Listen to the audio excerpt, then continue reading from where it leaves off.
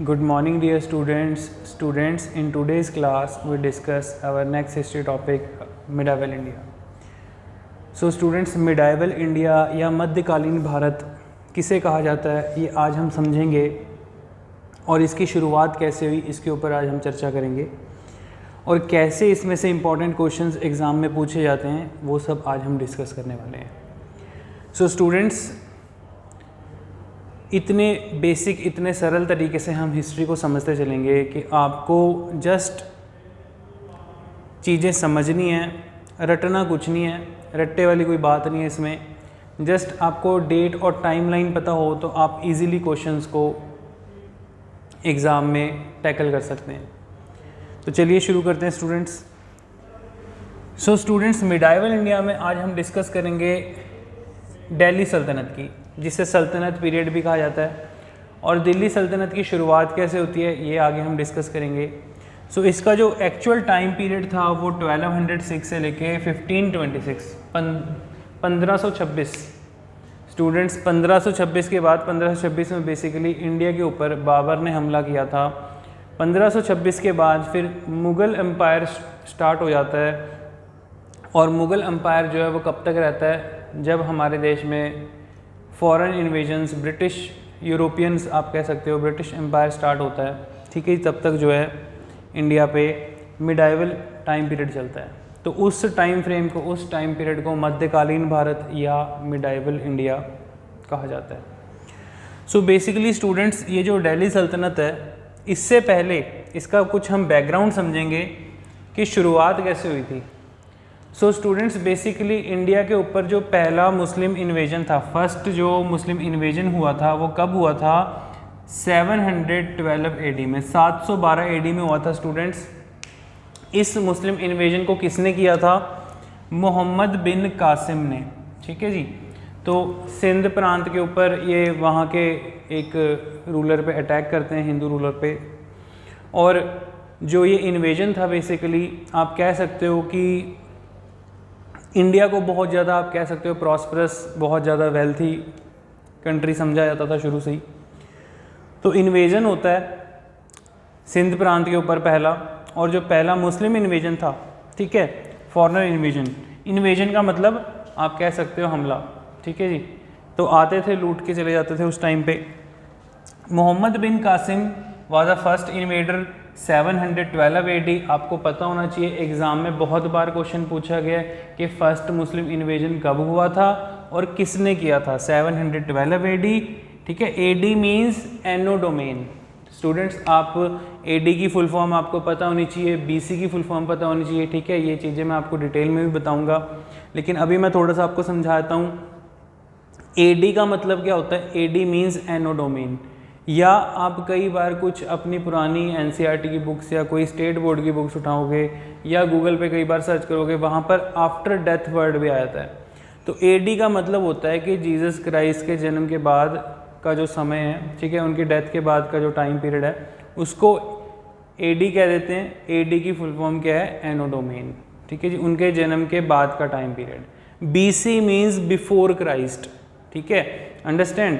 BC means before Christ, मतलब Jesus Christ के जन्म से पहले का समय, जब उनका जन्म नहीं हुआ था उससे पहले वाले टाइम पीरियड को हिस्ट्री में काउंट किया जाता है, उसे बिफोर क्राइस्ट कहते हैं. ठीक है, बेसिक पॉइंट है. So first Turks invasion. So students, जो हमलावर टर्की से आते थे, ठीक है, आपको पता ना टर्की कंट्री है, टर्की की कैपिटल क्या है, इस्तांबुल.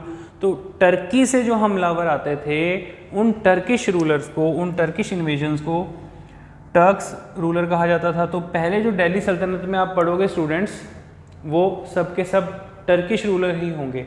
तो जो टर्क्स, पहला जो टर्क था, जो हमलावर था, वो था महमूद गजनवी. स्टूडेंट्स, जो गजनवी था, इसने 998 से लेके 1030, ठीक है, 998 से लेके 1030, 1030 AD तक लगभग भारत पे 17 टाइम रेड किया.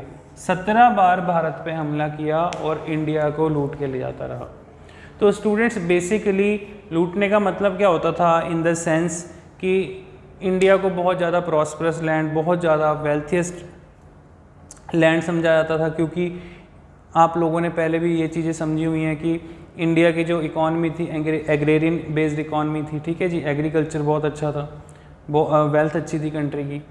तो इवन पुराने ज़माने में स्टूडेंट्स क्या होता था, मैं आपको थोड़ा सा हिस्टोरिक बैकग्राउंड समझाता हूँ कि इंडिया में लोग अपना गोल्ड, उस टाइम पे कोई बैंक वगैरह तो होते नहीं थे, इवन वो लोगों को इतना ज़्यादा भरोसा था, लोग अपना गोल्ड जो है वो टेम्पल्स में रख देते थे, ठीक है। तो उस टाइम पे चोरी वगैरह का कुछ लाइक कि कोई इन्वेजन का किसी को कुछ पता ही नहीं था कि कहीं से कोई एक्सटर्नल टेरिटरी से बाहर किसी और जगह से हमला करके जाएगा देश पे, ठीक है, कंट्री पे के ऊपर। तो बेसिकली लोग जो थे उस टाइम पे आइडल वर्शिप करते थे, आइडल वर्शिप पे बिलीव करते थे, और अपनी बहुत सारी जो वेल्थ है, जो जमा पूंजी है, वो टेम्पल्स में ही रखते थे। तो इस तरीके से जो टर्क्स थे, जो या आप कह सकते हो मिडल ईस्ट कंट्री के जो हमलावर थे जिन्होंने इंडिया के ऊपर इन्वेजन किया, तो उन्होंने ये चीज़ देखी कि एक ऐसा देश है जहाँ पर खुले में ही ऐसी मतलब कि लोगों का गोल्ड वगैरह, लोगों की वेल्थ पड़ी रहती है, ठीक है, जाके लूट के आते हैं। तो उस टाइम पे स्टूडेंट्स कोई इंडिया की कोई प्रॉपर टेरिटरी तो थी नहीं, कोई लैंड बाउंड्री, कोई लिमिट्स तो थी नहीं कि जहाँ पर कोई प्रॉपर स्टैंडिंग आर्मी होगी, ठीक है। छोटे छोटे प्रोविंसेस थे, छोटे छोटे राज्य थे, आपस में छोटी छोटी रियासतें थी, ठीक है जी। तो वो कोई भी एक रियासत के ऊपर अगर कोई हमला करेगा तो दूसरा पड़ोस वाला उसको कोई सपोर्ट नहीं करता था। सिंपल जैसे आप देखते हो कि अगर आपके बगल में कोई झगड़ा हो रहा है तो आप जाकर सिर्फ खड़े होकर देखते हो, जाकर उस झगड़े को सॉल्व नहीं कराओगे, रोकोगे नहीं, ठीक है। तो ऐसे ही इंडिया के ऊपर पहले जो इन्वेजन्स होती रही थी उसका यही कारण था स्टूडेंट्स। आई होप आपको ये बेसिक पॉइंट समझ में आ गया होगा। तो जो महमूद गजनवी था स्टूडेंट्स, इसने लगभग इंडिया के ऊपर 17 टाइम रेड किया, 17 टाइम अटैक किया, और स्पेशली ये टेम्पल्स को अपना निशाना बनाता था। और स्टूडेंट्स इंडिया का बहुत फेमस टेम्पल है सोमनाथ टेम्पल, ठीक है जी, गुजरात में। 17th रेड, ये जब लास्ट अपनी रेड सोमनाथ टेम्पल आके हमेशा टेम्पल्स को ही अपना टारगेट करता था, तो जब लास्ट टाइम सोमनाथ टेम्पल को लूट के ले जाता है तो रास्ते में जाते समय इसकी डेथ हो जाती है। देन उसके बाद जो नेक्स्ट टर्किश इन्वेजन था वो था मोहम्मद गौरी का। Very very important, Mohammad Ghori को एज अ मुस्लिम रूलर जिसने इंडिया में दिल्ली सल्तनत की शुरुआत की थी, मुस्लिम एम्पायर को इंडिया में आप कह सकते हो स्टार्ट किया था, समझा जाता है। तो एग्ज़ाम में क्वेश्चन आ सकता है कि फर्स्ट टाइम किस टर्किश इन्वेजर ने इंडिया के ऊपर हमला किया और उसने इंडिया में मुस्लिम एम्पायर को इस्टेब्लिश किया, ऐसा क्वेश्चन एग्जाम में पूछा जा सकता है, ठीक है। Answer is Mohammad Ghori. अब जो next important question Mohammad Ghori का बनता है स्टूडेंट्स, मोहम्मद गौरी ऐसा रूलर था जिसने की इंडिया में वॉर्स भी लड़ी। अभी तक जो हमलावर आ रहे हैं वो जस्ट आप कह सकते हो उन्होंने कोई एक मेजर वॉर नहीं लड़ी थी, लेकिन जो फर्स्ट टाइम मेजर वॉर हुई थी between Mohammad Ghori and Prithviraj Chauhan,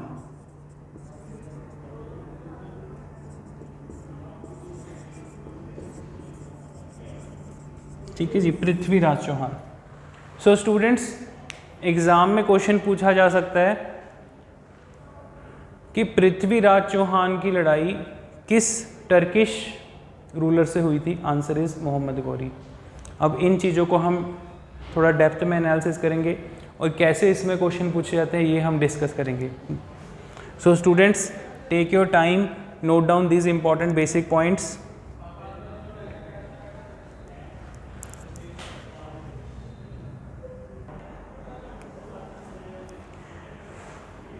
Okay students, so now come to the next point.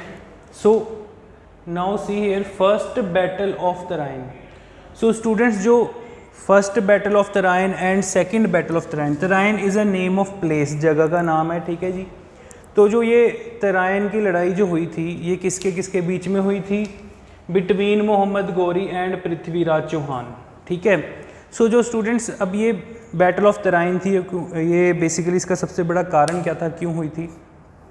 तो अब मोहम्मद गौरी जो था वो इंडिया में अपना मुस्लिम एम्पायर स्टार्ट करना चाहता था, मुस्लिम रूल, कि हम यहाँ पर अपना सेटअप जमा लें और हमको बार बार इन्वेड करने के लिए, इन्वेजन के लिए ना आना पड़े, रेड करने के लिए ना आना पड़े। ठीक है जी। सो होता क्या है जी, लेकिन जो दिल्ली के जो आप कह सकते हो उस टाइम पे पूरा का पूरा अजमेर, दिल्ली, इस रीजन के जो रूलर थे वो थे पृथ्वीराज चौहान, चौहान डायनेस्टी के। पृथ्वीराज चौहान ने उनको रजिस्ट किया, मोहम्मद गौरी को। मोहम्मद गौरी जो है फर्स्ट बैटल ऑफ तराइन में हार जाते हैं। ठीक है जी। देन मोहम्मद गौरी अगले साल फिर पूरी प्रिपरेशन के साथ दोबारा अटैक करते हैं और फिर सेकंड बैटल ऑफ तराइन में वो पृथ्वीराज चौहान को हरा देते हैं। सेकंड बैटल ऑफ तराइन में पृथ्वीराज चौहान हार गए थे और सेकंड बैटल ऑफ तराइन कब हुई थी? 1192 में। ठीक है, एक साल बाद होती है। फर्स्ट हुई थी 1191 में, सेकंड हुई थी 1192 में। इस बैटल में पृथ्वीराज चौहान हार जाते हैं। कुछ कारण थे यहाँ पर। मोहम्मद गौरी जो है थोड़ा सा लाइक आप कह सकते हो वॉर टैक्टिक्स यूज़ करता है और अपने लेवल पे बैटल को जीत लेता है। ठीक है, तो क्या होता है जी, जब बेसिकली तराइन के मैदान पे जब ये युद्ध होता है, जब ये लड़ाई होती है, तो पृथ्वीराज चौहान की सेना के आगे गायों को छोड़ दिया जाता है। बहुत सारे गायें और बैलों को छोड़ दिया जाता है, क्योंकि इतने सारे जो गायें बैल होती हैं, आपको पता है कि हिंदू रिलीजन की जो आप कह सकते हो आइडियोलॉजी है कि हमला नहीं करना गायें बैल के ऊपर। तो उस टाइम पे ऐसी सिचुएशन आती है कि पृथ्वीराज चौहान की जो सेना थी उन्होंने अपने हथियार जो है रोक देते हैं। ठीक है जी, अटैक नहीं करते हैं और इसका फ़ायदा उठाते हुए मोहम्मद गौरी चालाकी से हमला कर देता है दो साइड से। ठीक है, आगे से भी और पीछे से भी। फिर ये कुछ कारण थे, इस कारण से जो है मोहम्मद गौरी इस बैटल को जीत जाता है। लेकिन स्टूडेंट्स होता क्या है कि मोहम्मद गौरी जैसे ही बैटल जीतता है तो उसके अपने टर्की में जहाँ पर उसका एम्पायर था वहाँ पर कोई दूसरा रूलर अटैक कर देता है। तो पुराने ज़माने में ऐसे होता था, अगर कोई रूलर कहीं पे लड़ाई पे गया है, किसी को पता चल गया, किसी को ये खबर मिल गई, जो गुप्तचर वगैरह होते थे, जो स्पाई होते थे, वो जैसे इन्फॉर्मेशन प्रोवाइड कर देते थे, तो कोई दूसरा हमलावर जो है उसके किले पे या उसके आप कह सकते हो एम्पायर पे हमला कर देता था। तो इस चीज़ को देखते हुए मोहम्मद गौरी को इंडिया से जाना पड़ जाता है। लेकिन स्टूडेंट्स, मोहम्मद गौरी इंडिया से जाते जाते अपना एक बहुत ख़ास, बहुत काबिल स्लेव इंडिया में डिप्लॉय करके जाता है, इंडिया में नियुक्त करके जाता है। तो यहाँ से स्टार्ट होती है स्टूडेंट्स स्लेव डायनेस्टी। दिल्ली सल्तनत की शुरुआत कहाँ से हुई थी? स्लेव डायनेस्टी से। कब हुई थी स्टूडेंट्स? 1206 में। 1206 में जो है मोहम्मद गौरी चला गया था इंडिया से और इंडिया में अपना एक बहुत ख़ास स्लेव था कुतुबुद्दीन ऐबक, इसको नियुक्त करके गया था। अब आप कहोगे जी स्लेव ही क्यों? सो स्टूडेंट्स, बेसिकली कोई छोटा मोटा स्लेव नहीं था। आप कह सकते हो कि बहुत राजा का जो बहुत वफादार, मतलब कि राजा अपने किसी फैमिली मेंबर पे इतना भरोसा नहीं कर सकता जितना उसको अपने स्लेव पे होता है, तो वो स्लेव को इंडिया में नियुक्त करके जाता है। ठीक है जी, कुतुबुद्दीन ऐबक। कुतुबुद्दीन ऐबक का टाइम पीरियड कितना था? 1206 से लेके 1210 तक। ठीक है, तो स्टूडेंट्स बहुत इंपॉर्टेंट पॉइंट है। कुतुबुद्दीन ऐबक जब दिल्ली सल्तनत का सुल्तान बनता है, ठीक है जी, तो उसके बाद दिल्ली में टोटली सारा सिनेरियो चेंज हो जाता है। मींस अब वहाँ पर आप कह सकते हो कि दिल्ली सल्तनत में स्लेव डायनेस्टी के आने के बाद मुस्लिम एम्पायर सेटअप हो चुका था। एंड स्टूडेंट्स, यहीं से ही फिर जाके आगे नेक्स्ट रूलर जो आते हैं वो स्लेव डायनेस्टी के ही रूलर्स कहलाए जाते हैं। ठीक है जी, 1206 से लेके 1290 तक। अब कुतुबुद्दीन ऐबक जो था स्टूडेंट्स, इसके कुछ इंपॉर्टेंट टाइटल्स थे, कुछ इंपॉर्टेंट कॉजेज़ थे और लगभग 4 साल तक इसने रूल किया। रीज़न बिहाइंड, क्योंकि इसकी डेथ हो जाती है बीच में। ठीक है, तो अब वो सारे इंपॉर्टेंट पॉइंट हम इसके डिस्कस करेंगे। Number 1 point is Qutbuddin Aibak को लक बख्श भी कहा जाता था। Qutbuddin Aibak also known as a Lakh Bakhsh. Lakh Bakhsh. Lakh Bakhsh means जैसे कि लाखों रुपए चैरिटी कर देना, डोनेट कर देना, और कुछ ऐसे कॉजेज़ करना लाइक जो मुस्लिम्स के लिए जो बहुत सही हो, लाइक इसने कुछ मोनूमेंट्स भी बनवाए। तो दिल्ली सल्तनत की जो शुरुआत थी वो इस तरीके से होती है कि ये अपने मोनूमेंट्स भी बनवाने शुरू कर देते हैं, ठीक है, कुछ ऐतिहासिक इमारतें students.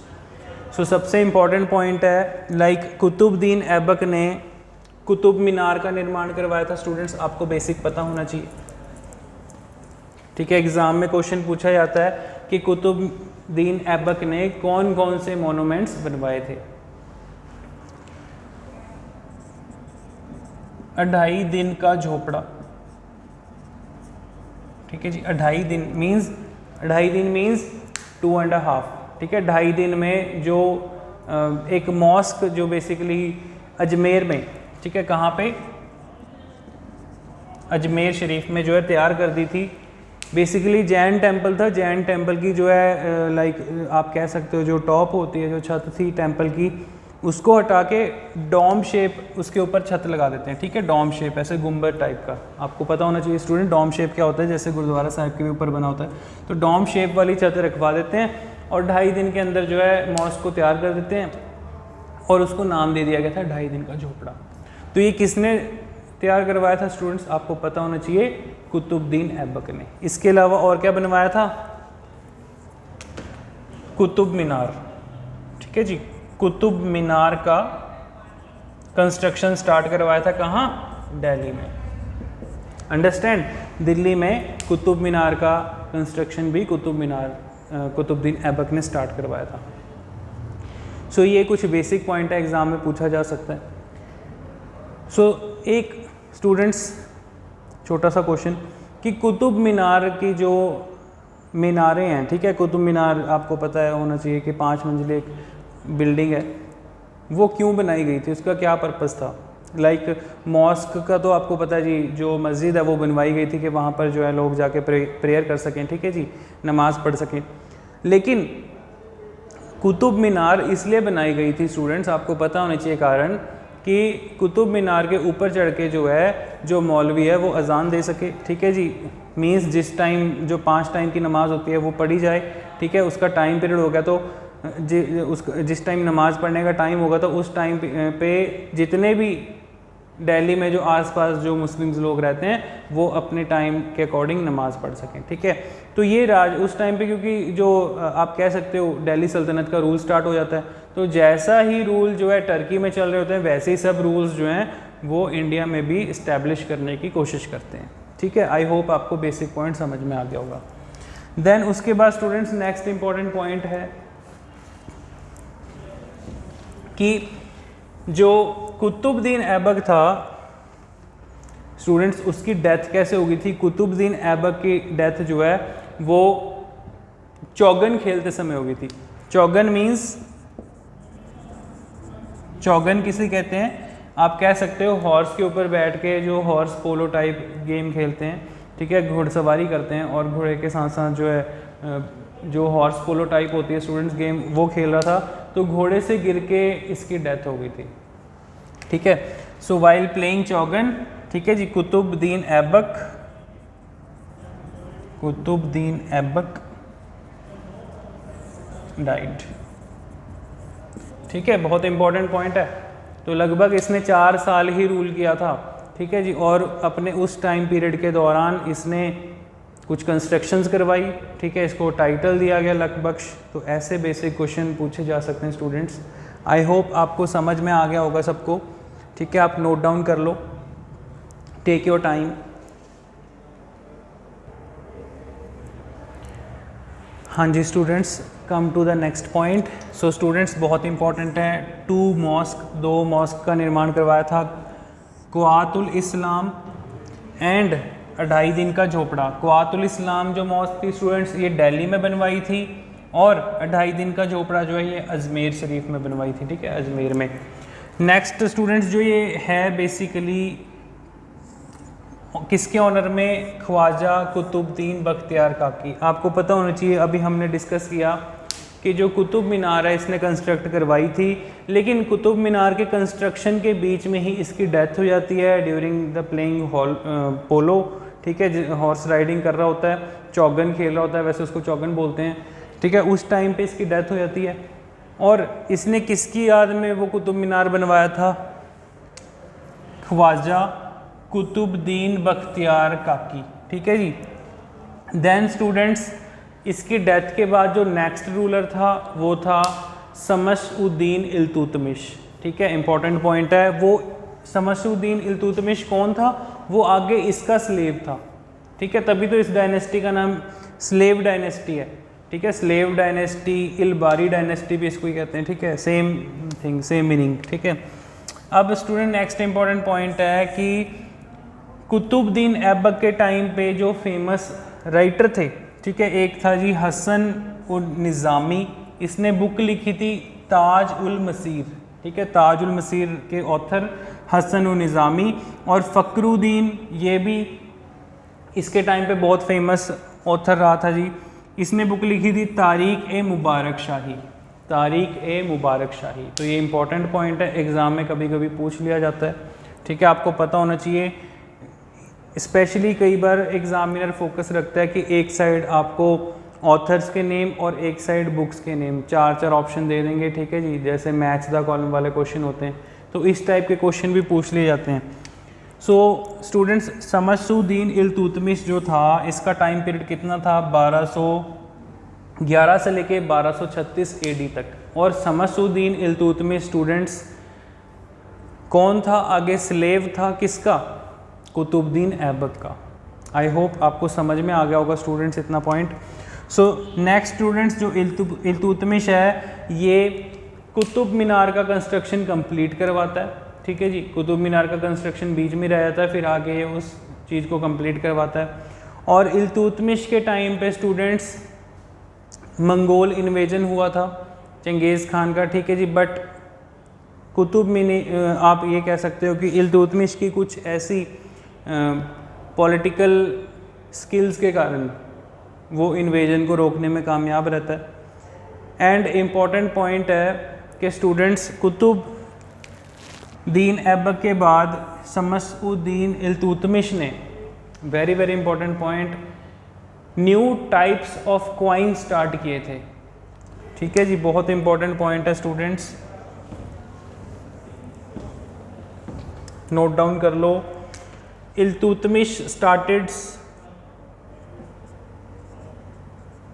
New types of coin, इसने 2 प्रकार के नए सिक्के शुरू किए, नए कॉइन शुरू किए, टंका एंड जीतल।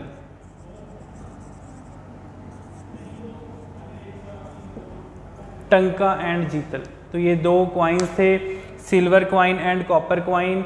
सो फर्स्ट टाइम हो रहा है कि दिल्ली सल्तनत के जो रूलर्स हैं वो इंडिया में करेंसी, इंडिया में कॉइन स्टार्ट कर रहे हैं in the form of currency. Coin start किए थे टंका एंड जीतल, ठीक है जी, टंका एंड जीतल, टंका इज़ अ सिल्वर कॉइन, जीतल इज़ अ कॉपर कॉइन। तो इस तरीके से फर्स्ट टाइम क्वेश्चन आ सकता है कि कॉइन्स किसने शुरू किए थे? इल्तुतमिश ने। अंडरस्टैंड। सो इल्तुतमिश ने अपनी एक 40 नोबल्स की, नोबल ऑफ 40 रूलर्स एक अपने दरबार में, मतलब कि 40 खास मंत्री, 40 खास नोबल्स के लिए एक नियुक्त करता है, ठीक है, उसको नाम दिया गया था चहलगानी, ठीक है जी, नोट कर लो स्टूडेंट्स। चालीसा भी कहा जाता था, चालीसा मीन्स 40s, और चहलगानी, चहलगानी मीन्स के group of 40 nobles, group of 40 nobles, 40 खास ऐसे मंत्री जो उसके सलाहकार होंगे, जैसे एग्जांपल ले लो जो होते हैं आपके कैबिनेट मंत्री, ठीक है। सो नेक्स्ट इंपॉर्टेंट पॉइंट है स्टूडेंट्स, इल्तुतमिश के टाइम पे बहुत इंपॉर्टेंट जो फेमस ऑथर था उसका नाम क्या था? मिन्हाज उस सिराज। मिन्हाज उस सिराज ने बुक लिखी थी Tabaqat i Nasiri, Tabaqat i Nasiri. Understand. I hope students आपको ये बेसिक पॉइंट क्लियर हो गए होंगे, ठीक है, ये नोट डाउन कर लो। बेसिक पॉइंट्स हैं।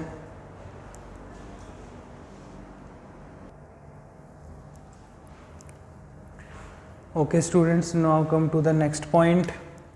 सो next is ruler Razia Sultan. Students, Razia Sultan जो थी ये इल्तुतमिश की डॉटर होती है। इल्तुतमिश अपने लड़कों को छोड़ के रज़िया सुल्तान को नेक्स्ट रूलर अपॉइंट करता है।